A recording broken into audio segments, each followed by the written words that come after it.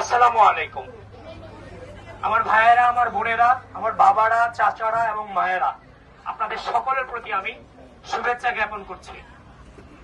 আমি আবিদ, কারো ভাইয়ের মতো, কারো সন্তানের মতো, কারো নাতির মতো, যে কেউ কিছু ধরে নিতে পারে।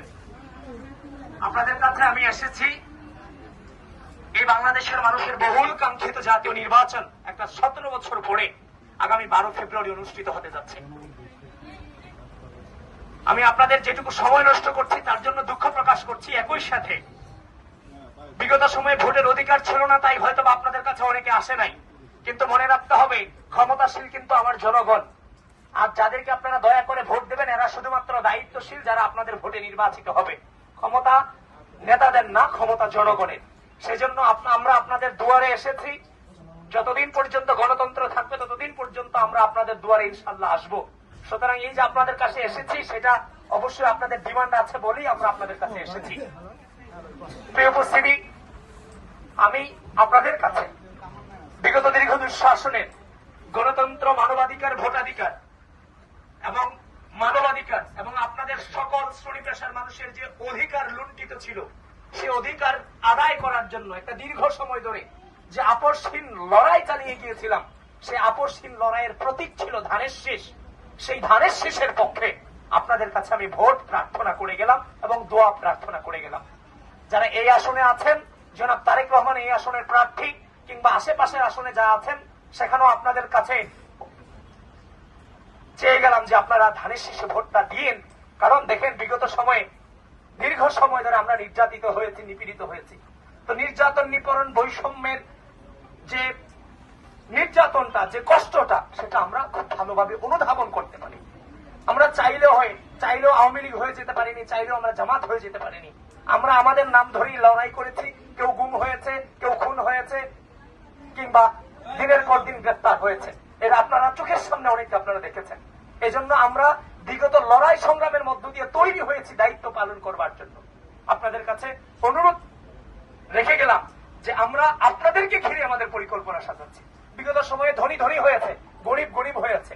আমার গরিব শ্রেণীর জন্য, মধ্যবিত্ত শ্রেণীর জন্য কেউ পরিকল্পনা করে নাই, কোন সরকার পরিকল্পনা করে নাই। লাস্ট 3 টার্ম হাসিনা সে পরিকল্পনা করে নাই।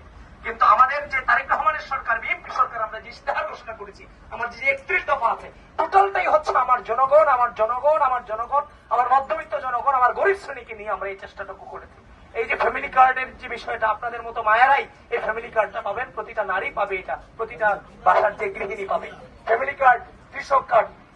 তারপর আমার নারীদের জন্য আমরা ইশতেহারে ঘোষণা করছি, মাস্টার্স পর্যন্ত কোনো টাকা পয়সার প্রয়োজন হবে না, যে কোনো ইনস্টিটিউশনে ফুল ফ্রি স্টুডেন্টশিপ দেওয়ার ঘোষণা আমরা করেছি আমাদের ইশতেহারে।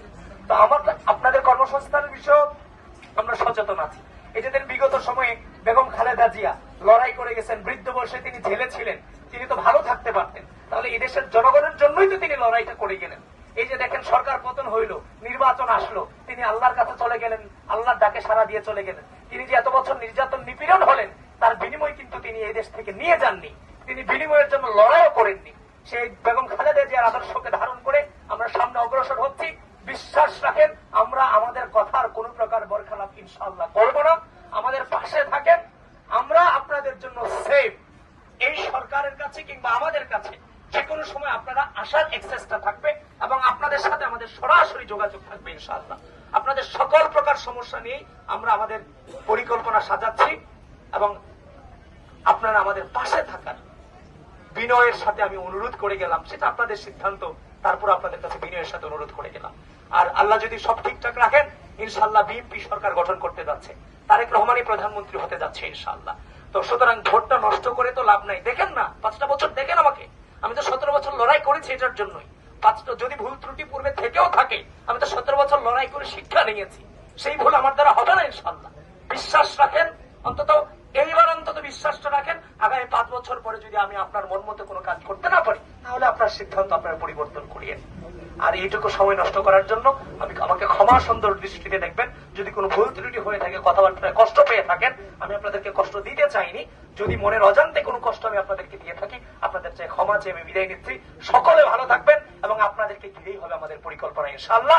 বিএনপি সরকারের সাথে সরাসরি জনগণের যোগাযোগ হবে ইনশাআল্লাহ। এই যে দেখেন তারেক রহমান যখন যে কোনো স্টেজে যাচ্ছে, কখনো একজন মাকে ডেকে নিয়ে আসতেছে, কখনো বিশ্ববিদ্যালয়ের স্টুডেন্টকে ডেকে নিয়ে আসছে, কখনো রিক্সা চালককে ডেকে আসতেছে, উনি সরাসরি স্টেজ থেকে তাদের কথাগুলো শুনতে চাচ্ছে।